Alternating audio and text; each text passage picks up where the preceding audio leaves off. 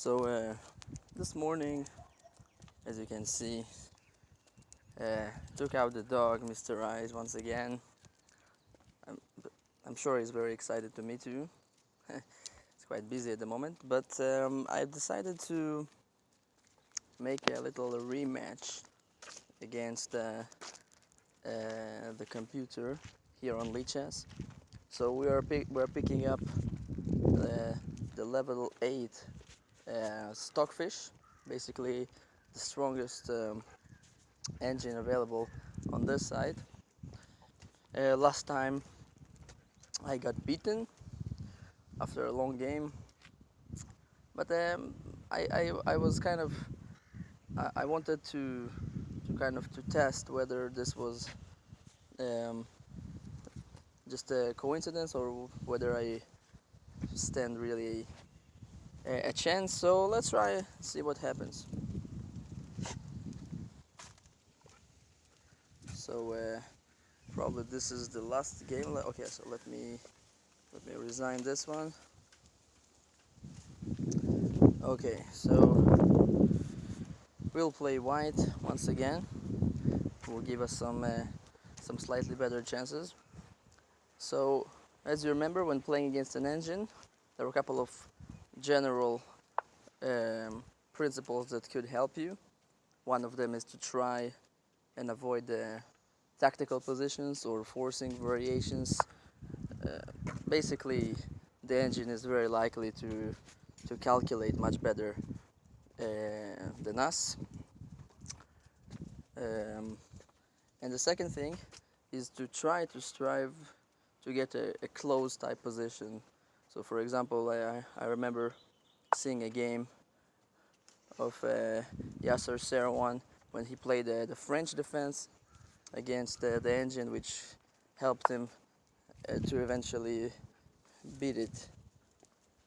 So, well, we have a Petrov defense here. Basically, not the scariest opening to face, but okay, let's see where this will take us. So knight takes e5, probably d6 is about to be played. Yeah, d6. I'll go back with knight on f3. Very standard so far. He will take on e4, of course. So knight takes e4.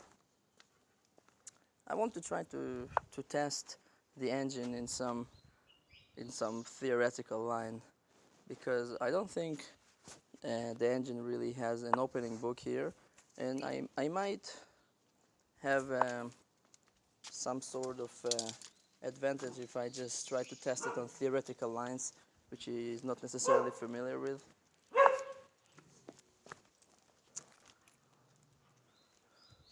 Bishop e7, okay, like a castle.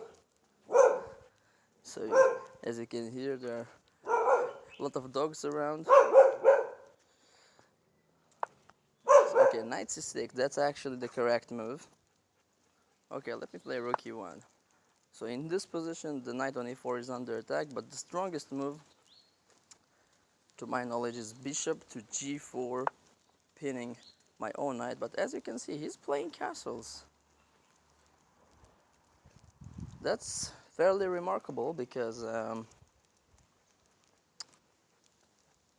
he's sacrificing a pawn in order to get some initiative, probably playing for the advantage of the two bishops. But I'm not really sure this is enough to compensate for a pawn like this in the center, so I think I'll take it. He will take back on e4.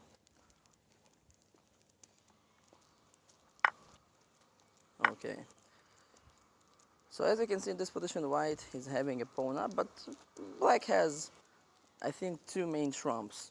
One is, once again, the two bishops advantage, and also, thanks to this move bishop f5 and my rook on e4, which is slightly too centralized, he also has some development advantage here. And I think the next couple of moves are going to be very important and basically will determine whether whether his initiative is strong enough or whether I would be able to develop my pieces and consolidate. So I think the most sensible for me is just to go back on e1 right now. I don't see really better squares for this rook. For example, on e3 it will block off my bishop. On e2 it's also disturbing my queen slightly, so let's go back on e1. I'm very curious about what the engine will do in the next couple of moves. Knight b4. Okay, so this is basically just threatening my pawn on c2.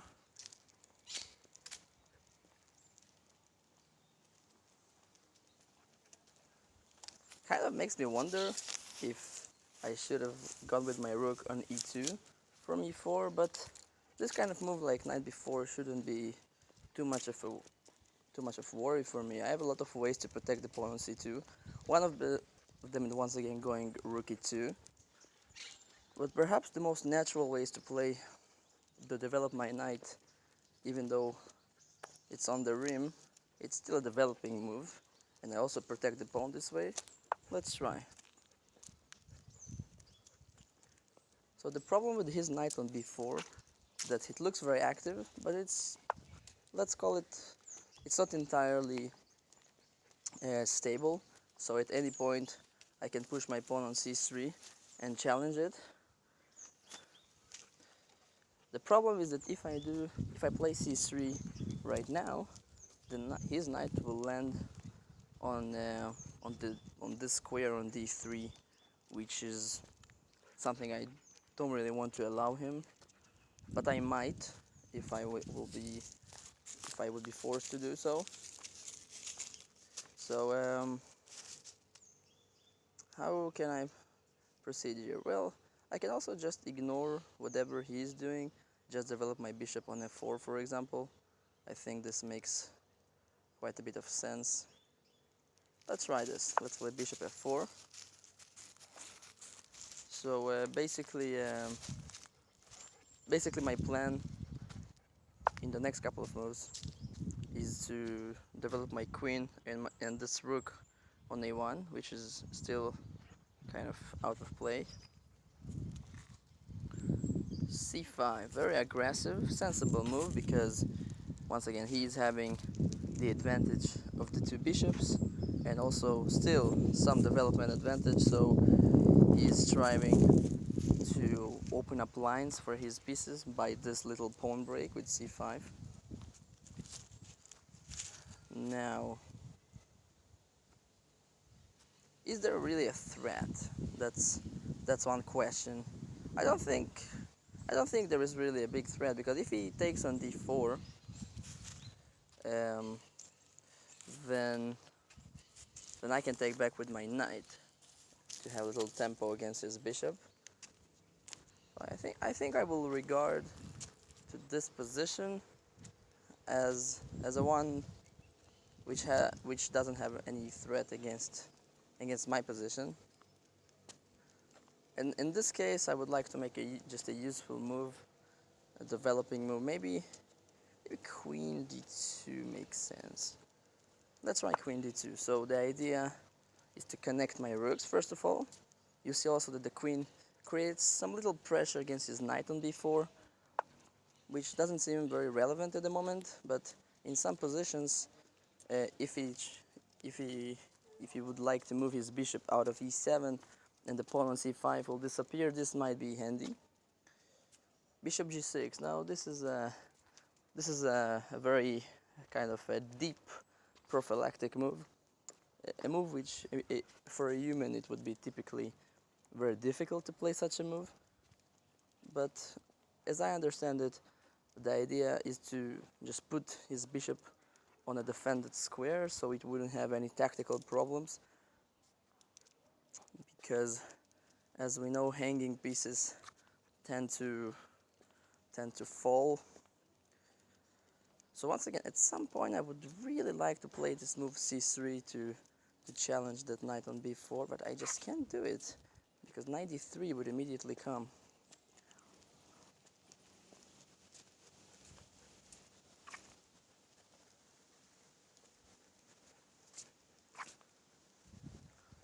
kind of moves can I do here? I can also try to make like a little clever move of my own, so kind of going bishop g3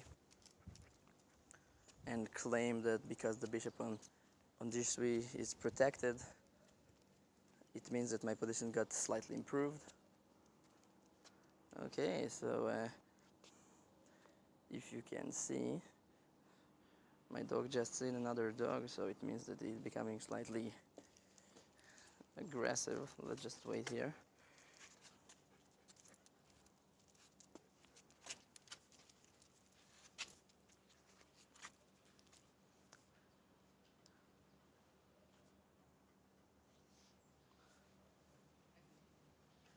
So, should I play bishop g3? Maybe bishop e3 makes sense.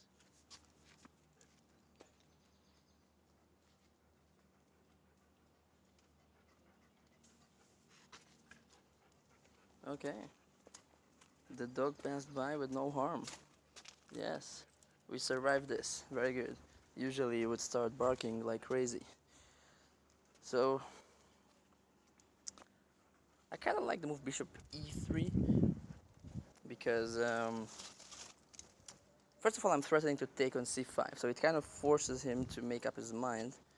And also it's defend my pawn on d4, which might be very useful. Let's go bishop e3. I'm wondering how will he react to such a move.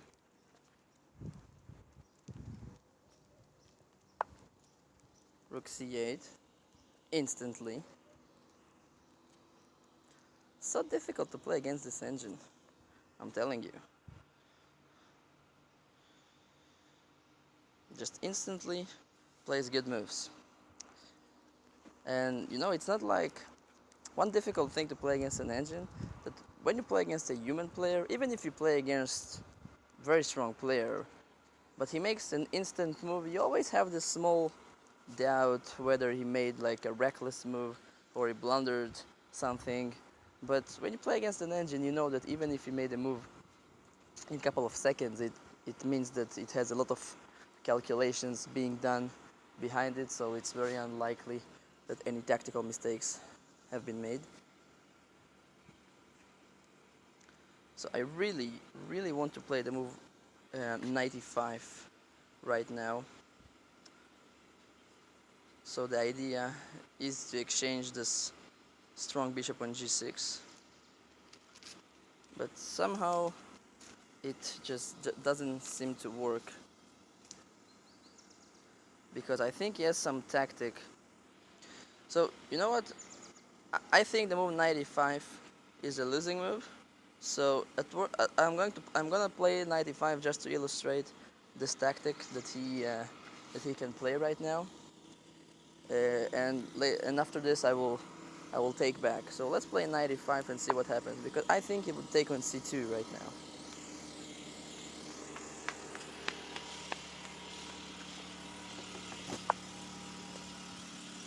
Okay, apparently I was wrong. Huh. So I thought he's going to take on c2 and then use the fact that his rook on c8 is facing my queen. Because the move he did seems, to me at least, pretty slow. And now I can finally make this move I wanted to do all along, c3, because now the square on d3 is being protected by my knight. So yeah, okay, he played knight d5, but this is less scary, I must say, than knight d3. This is not as bad. Let's take a small rest, should we? So knight d5. So all in all, black still has quite a serious compensation, because once again his pieces are very active.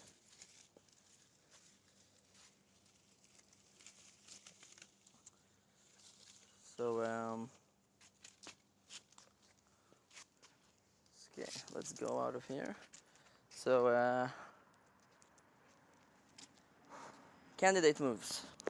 One of them is being knight c4. My knight on a3 is poorly placed, and I'm kind of awaiting a good moment to bringing into a better square, so it makes sense.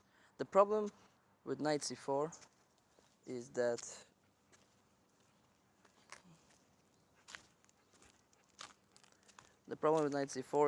I might be chased, I might be challenged immediately with a move like b5. So, all in all, once again, we play against an engine, we always feel like, at least I felt like I'm reaching somewhere by challenging this knight. But now the knight on d5, but now I have like, I solved one problem, but I still have, let's say, different kind of problems. For example, the fact that my knight is still on a3 and it's not clear how exactly it will be developed into the game.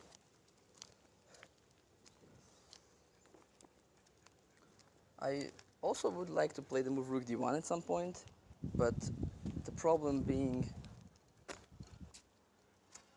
that at this case, I think he could take on d4 at some point, and then take my knight on a3. At least I think that's what he plans. Even though, once again, who knows?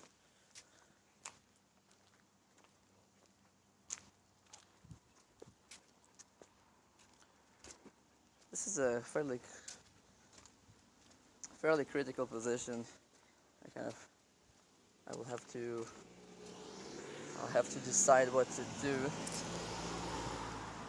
Taking on c5 is also something that I might want to do, but the problem is that he would then immediately grab my bishop on e3, and he will have two bishops versus two knights. The position becomes opened, and I don't want to do that.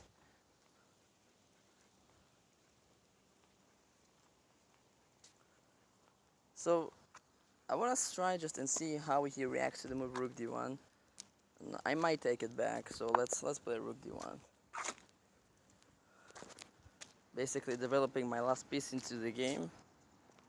The problem is that the pieces are quite poorly placed at the moment. And he chooses to play c4, which is curious because, first of all, the c4 is hanging. So, first of all, I can take this pawn. Probably there are some tactical nuances involved, which I actually, honestly, I still don't see them, but I'm sure they're there. But also on principle, this move is slightly strange because black possesses the advantage of the two bishops, and he actually closes up the position, so it's kind of strange. So I think this is a very, very important position in this game because now I need to basically to decide whether to take on c4 or to just keep on playing that game with the pawn up, but with the engine having very strong compensation. So I think I'll kind of leave this like this, and I'll continue in some other time because Mr. Rice already seems kind of tired. We are heading towards home, so we are kind of it's move number, which move number is this actually?